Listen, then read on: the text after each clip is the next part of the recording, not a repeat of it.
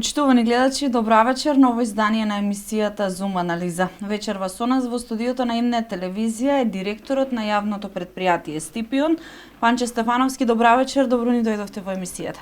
Добро вечер, добро ве најдов. Ви благодарам на поканата и за можноста да разговараме и да ги презентираме активностите на јавното претпријатие пред граѓаните. Со оглед на фактот дека во јавното претпријатие се пријавуваат и се бараат различни активности кои што треба да се извршат од страна на граѓаните, за почеток би ве прашала кои се дејностите и оние надлежности кои ги опфаќа самото претпријатие за да може да им излезе во пресред на барањата на граѓаните.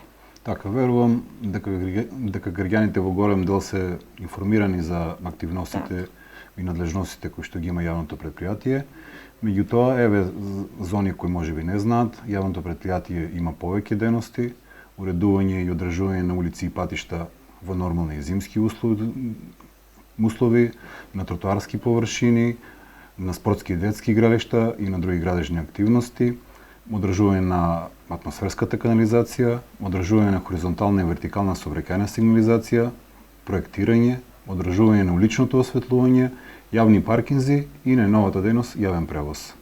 Така, граѓаните може да пријавуваат доколку имаат некој проблем во нивното место на живење.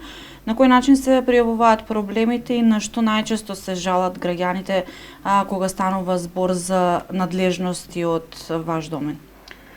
Најдобар начин за пријавување и за барање од граѓаните е преку архивата во општина Штип со назнака за јавното претпријатие. Во ова барање треба да содржи опис на проблемот, локација и контакт информации на подносителот. Ние ги превземаме овие барања, излегуваме на терен и согласно динамиката на активностите на јавното претпријатие постапуваме по нив. Така, на што најчесто се жалат? Граѓаните најчесто ни пријавуваат проблеми со помали градежни активности, проблеми со уличното осветлување, како и популарно барање е поставување на успорувач на сообраќај или популарно наречен лежички полицаец. Сега тука сакам да истакнам дека во некои од овие барања имаме директна надлежност, во некои се координираме со институции кои што се надлежни. Еве, на пример, за осветлувањето надлежна е Општинската комисија за улично осветлување, додека за лежечките полицајци барањето треба да се поднесе до сообраќајниот инспекторат, од каде што излегуваат на увид, го согледуваат барањето, се координираат со МВР и ако утврдат дека има потреба од поставување на нови елементи, изготвуваат решение и ние по тоа решение сме должни да постапиме и да го поставиме сообраќајниот елемент. Така. На самиот почеток споменавте дел од дејностите кои што се во ваша надлежност како јавно претпријатие. Од неодамна беше најавена промена во делот на паркирањето. Зошто беше потребна промената во самото зонско паркирање? Сите сме сведоци дека во одредени периоди на денот има голем застој и сообраќајен метеж во централното градско подрачје. Ова се должи на неколку причини и фактори. Една од причините е големиот број на возила кои ротираат по градот барајќи слободно паркинг место. Ние го увидовме ова како проблем. Нашите анализи покажаа дека постоечкиот модел не е доволно ефикасен, затоа решивме да уведеме еден нов автоматизиран иновативен модел во дејноста кој што веќе успешно функционира во околни држави околу нас. Кои се новитетите? Новитетите и функционалноста на новиот систем може да се поделат во хардверски и софтверски дел, да кажеме. Хардверскиот дел ги опфаќа камери за видеонадзор и евидентирање на возилата на затворените паркинзи и платформи. Исто така, во завршна фаза е набавката на возила на кои што ќе бидат инсталирани камери и овие возила ќе патролираат по градот и достапните места за паркирање. Лесно ќе ги отчитуваат регистерските таблички на возилата и во реално време ќе испраќаат информации на софтверот кој што ќе евидентира дали едно возило има наплата или нема. Оние возила кои што немаат наплата ќе по толеранција од 10 минути и повторно евидентирање ќе бидат издадени за санкција и нашите вработени ќе имаат обврска во најкус рок да го санкционираат возилото. На овој начин ќе се намали човечкиот фактор во дејноста, ќе се намали можноста за злоупотреби и непостапување, а во исто време во голема мера ќе се зголеми ефикасноста на дејноста јавно паркирање. Како се поделени зоните? Така, освен во делот со функционалноста, имаме и нова зонска поделба. Во функција се зоните А, Б и Х. Зоната А со своите рони го опфаќа централното градско подрачје и цената за паркирање ќе чини 30 денари за час во оваа зона. Зоната Б ги опфаќа подалечните паркинг позиции и цената за паркирање ќе чини 20 денари. Во овие зони исто така функционираат и периодични карти, месечни и годишни карти и соодветно меѓу нив ќе има разлика во чинењето на периодичните карти. Зоната Х продолжува да функционира како и до сега на постоечките позиции за паркирање и цената за паркирање ќе изнесува 40 денари од 1 час и ќе се наплаќа исклучиво на час во оваа зона. Така, на кој начин граѓаните ќе може понатаму да го плаќаат паркинг просторот? Со новиот систем имаме и дополнително начини воведени кои што ќе функционираат за наплата. Го задржуваме наплаќањето со SMS, со пуштање на порака на бројот 144888. Можат да плаќаат со издавање на електронски билети во киосците со кои што имаме соработка. Ќе имаат можност за наплата со апликација за паркинг и веб портал, кои што ќе бидат овие денови презентирани во јавноста. Исто така со скенирање на QR кодот преку банкарска трансакција или картичка. Така, сега имате воведено реонска и универзална годишна карта. Која е разликата, што значи едното, што значи другото? Освен поделбата на зони, воведовме и реонска поделба на зоните. Оваа реонска поделба е со цел да намалиме густата концентрација на возилата во одредени делови на градот и да овозможиме нормален сообраќај. Исто така да им овозможиме на граѓаните за поевтина цена да набават реонска карта согласно на своите потреби, на работното место или на секојдневното функционирање во градот нивно. Останува да важи универзалната карта, која што ќе важи за зоните А и Б и ќе чини 7000 денари на годишно ниво. Дали оние кои што живеат по централното градско подрачје, станарите ќе имаат некои повластени услови? Согласно одлуката на општина Штип и улиците кои што се влезени во оваа одлука, станарите ќе продолжат да користат повластените цени за паркирање, со тоа што за едно живеалиште или стан ќе има повластена карта за едно возило, додека секое дополнително возило ќе се наплаќа по редовни цени. И претходно имавме годишни карти кои што може да ги користат граѓаните. Кој беше проблемот во стариот начин на наплата со годишни карти?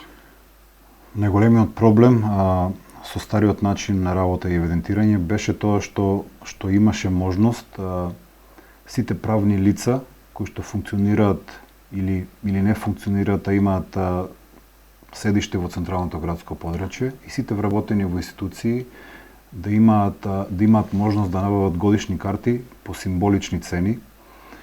И на овој начин имавме ситуација кога од вкупно достапни 900 паркинг места имавме 1600 годишни карти.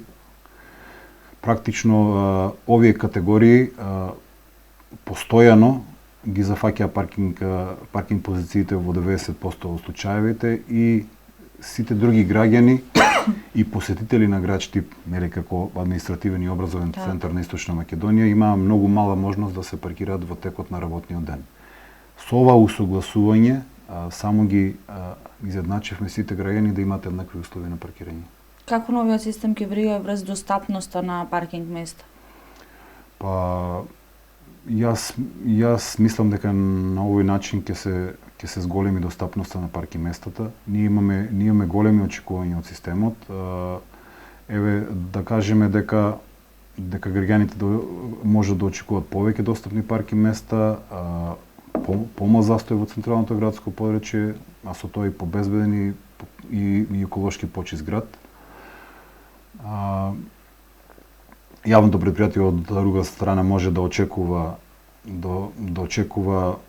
поолеснето и ефикасно извршување на активностите и поголеми приходи од оваа дејност кои понатаму ќе ги инвестираме во уредување на нови паркинг позиции, во модернизирање на постоечките и општо во развој на дејноста понатамошна.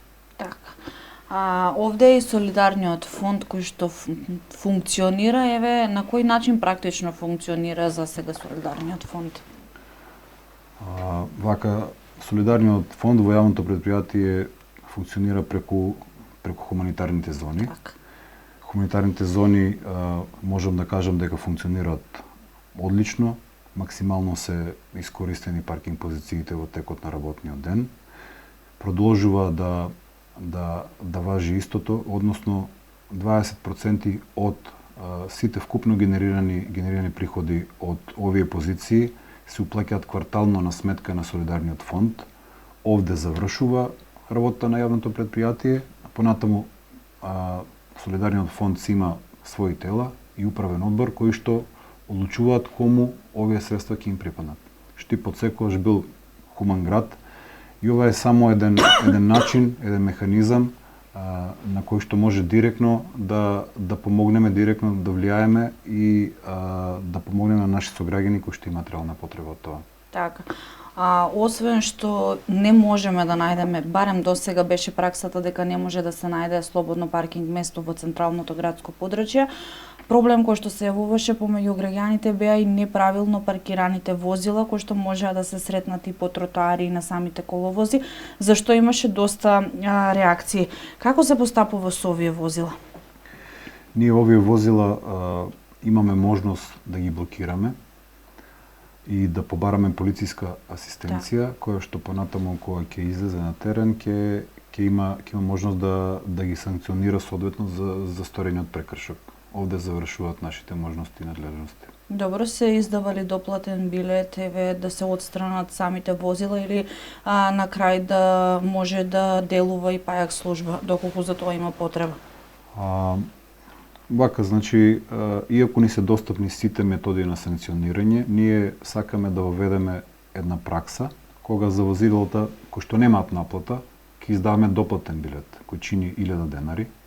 За возилата кои што се неправилно паркирани или не се со штипски таблици, ќе ги блокираме со блокатор и исто и оваа санкција чини 1000 денари. За возилата кои што се непрописно, неправилно паркирани и го оттежнуваат или оневозможуваат со враќаот во градот, ќе бараме услуга од специјално возило пајак, кое што ќе има оврска да ги отстрани и да ги депонира на соодветна локација. Во градот може да се сретнат и возила кои подолг временски период стојат на иста позиција, на исто место или голем дел од нив не се во возна состојба. Како јавното претпријатие Стипион реагира кога имаме еве хаварисано возило паркирано на паркинг место кое што е обележено и за кога се плаќа? Оваа постапка треба да почне во комуналниот инспекторат. Овде граѓаните имаат можност да ги пријавуваат овие возила. Так. Комуналниот инспектор врши увид на терен и одредува состојбата на возилото, му издава опомена на возилото со конкретен рок за отстранување од страна на собственикот. Ако овој рок не се почитува, комуналниот инспектор издава решение до јавното претпријатие кое што потоа има обврска да го отстрани возилото од јавниот простор и да го одложи на соодветна локација. Кои се санкциите, има ли ослободување за некој? Јас веќе зборев претходно за санкциите во делот на санкционирањето за возилата. Можам да кажам дека системот е автоматизиран, дека ќе се зачува и евидентира секој прекршок и непостапување. И така да апсолутно ќе нема олеснување за никој и ќе нема ослободување од санкција или можност за непостапување, како што имаше да кажеме до сега. Така. Од кога дојдовте на функција директор на јавното предпријатие Стиприум, беше воведен и јавниот превоз во град Штип, како и приградскиот до општина Карбинци. Како сте задоволни практично од функционирањето на јавниот градски превоз? Се користи ли од страна на граѓаните? Морам да кажам дека јас со оваа дејност дојдов на функцијата, некако се чувствувам особено горд дека функционираме одлично. Јас сум презадоволен од функционирањето на дејноста јавен превоз. Создадовме одлична екипа на возачи и контролори. Не сме имали поголеми проблеми до сега, реакциите на граѓаните се генерално позитивни, секако со одредени забелешки и сугестии, најчесто околу додавање на термини на веќе постоечките линии. Ние овие сугестии ги разгледуваме и во согласност со нашите можности и реалната потреба постапуваме по нив. Интересот на граѓаните за јавниот превоз е во постојан пораст. Финансиските показатели го покажуваат кај нас тоа. Еве како за споредба од 2024 и 2025 година имаме раст на приходите на продадени билети од 10 до 15%. Имаме раст на приходите од училишниот превоз и вкупно финансиски имаме за 4 милиони повисоки приходи, за 4 милиони денари повисоки приходи од изминатата година. Значи, јас се надевам дека оваа тенденција на раст ќе продолжи понатаму и дека и понатаму ќе развиваме оваа дејност во вистински правец. Каде се одвиваат линиите и еве која останува онака најпопуларна, најкористена линија кога е во прашање градскиот превоз? Линиите се одвиваат во градските средини во Штип, насекаде, во приградските населби и до селата Долани, Лакавица и Селце. Ова е на територија на општина Штип, додека функционираат линии со меѓуопштинска соработка со општина Карбинци во повеќе населени места, како Долни Балван, како Таринци, Карбинци, Радање, Арголица и така натаму. Најпопуларни линии остануваат да бидат од и до населба Баби, до бањата Кежовица и до село Радање. Така, какви се цените на билетите? Особено сум горд што во ова време на масовно покачување на цените на сите услужни дејности ние ги задржуваме постоечките цени и сме голем пријател на семејниот буџет на граѓаните на Штип. Возиме на вистина по символични достапни цени за сите. Еве, например, градската линија чини 30 денари за единичен билет и 50 денари за повратен билет, а додека периодичните карти, односно месечната карта, без никакви ограничувања во возењата чини 700 денари, а годишната чини 7000 денари. Така. Кои категории граѓани еве имаат повластени билети или се ослободени од плаќање на јавен превоз? Ослободени од плаќање на јавен превоз се лицата со попречености и инвалидитет, децата до 5 години и сите ученици кои што се офатени со бесплатниот училишен превоз, а додека во категориите со повластени цени за користење на јавниот превоз се учениците од средните и основните училишта кои што не се офатени со бесплатен училишен превоз, сите студенти, децата без родители и сите пензионери. Овие категории на граѓани можат да го користат без никакви ограничувања јавниот превоз за 500 денари месечно и за 5000 денари годишно. Освен ова, пензионерите имаат можност да користат уште една голема придобивка, тоа е бесплатниот петок за сите пензионери.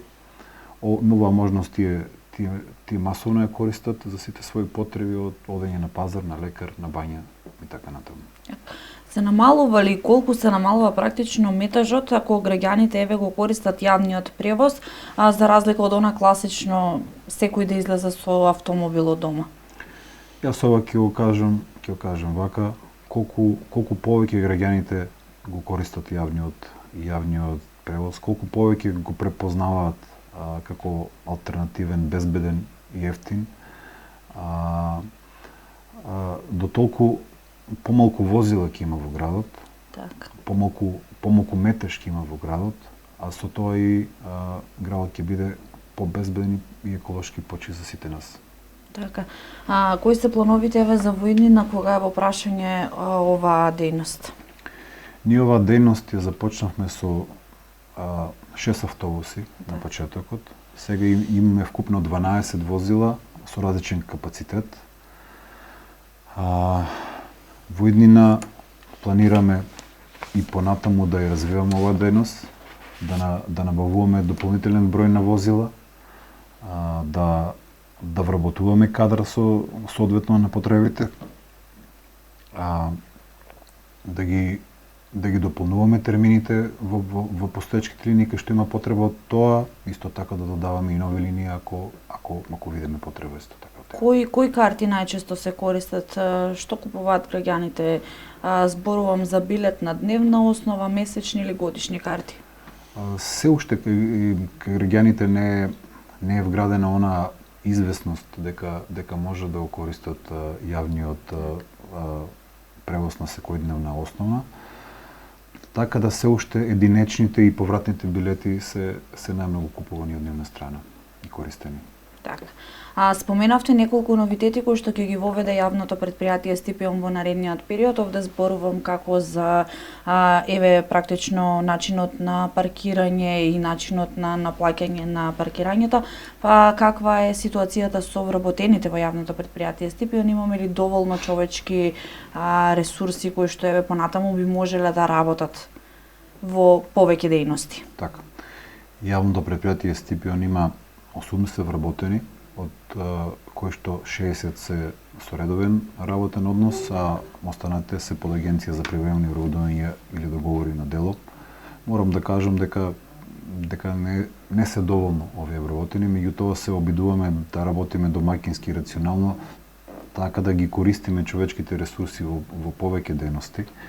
Во следниот период сакам да го зајакнам административно малку предпријатието, така да ќе вработиме на неколку позиции вработени во административниот дел. Исто така планирам дополнителни вработувања во дејноста јавен превоз. Така, каква е финансиската ситуација на ово предпријатие? Финансиската ситуација на јавното предпријатие е стабилна. Ние во континуитет работиме со позитивни финансиски биланси. Моја заложба од кога сум поставен на позиција директор е секоја година да бидеме малку подобри од претходната. Сега можам да кажам дека успеаме во тоа. Секоја година имаме повисок, повеќе реализирани активности, поголем обем на работа и поголеми приходи во јавното предпријатие. Каква е инвестицијата кога станува збор за механизација, технички, човечки капацитети? Така, значи, од кога сум јас на позиција како директор, имаме набавено 12 автобуси, имаме набавено една градежна машина, робокопач за специјални операции, имаме набавено камионет за превоз на работници и алат, и сега ги набавуваме веќе во завршна фаза возилата кои што ќе бидат за дејноста паркинзи. Мој заклучок е дека никогаш повеќе се нема инвестирано во јавното предпријатие во механизација и технички услови како сега. На почеток практично на 2026 година, какви се плановите за оваа тековна година? Веќе реков дека планираме оваа година да работиме поуспешно од претходната. Планираме до дополнителен обем на работа во дејноста паркинзи. Планираме понатаму да ја развиваме дејноста јавен превоз. Планираме да продолжиме стабилно финансиски. Ова година ќе ја завршиме со финансиска добивка. Исто така се надевам дека и наредната година ќе задржиме овој тренд. Така и еве за крај, дали дополнително планирате некои инвестиции во инфраструктурата? Од она што можам да го препознам како наш дел, веќе се поставуваат и ќе продолжиме да поставуваме на повеќе локации во градот модерни екосмарт постојки за автобусите. Ова го бараат граѓаните и ние увидуваме потреба од нив. Исто така, како што веќе најави градоначалникот Иван Јорданов, од она што ги тангира нашите дејности, ќе има големи вложувања тековната година во позиции за паркирање во општина Штип. Во завршна фаза е катната гаража кај зграда Промаја. Ќе се градат 2 платформи на реката Отиња. Ќе се гради катна гаража кај хотелот Гарни. Ќе се гради друга катна гаража зад општинската зграда, така да во голема мера ќе се зголемат можностите за паркирање на граѓаните во градот, а со тоа ќе се олесни нормалното одвивање на сообраќајот. Јас ви благодарам за вечерашното гостување во нашата емисија. Ви благодарам и вам. Ми беше задоволство и да ги поздравам вашите гледачи.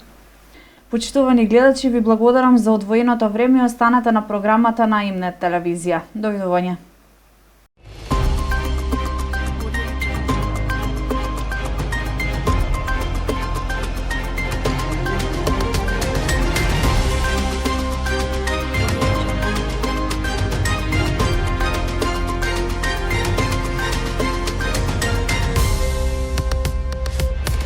Имнет.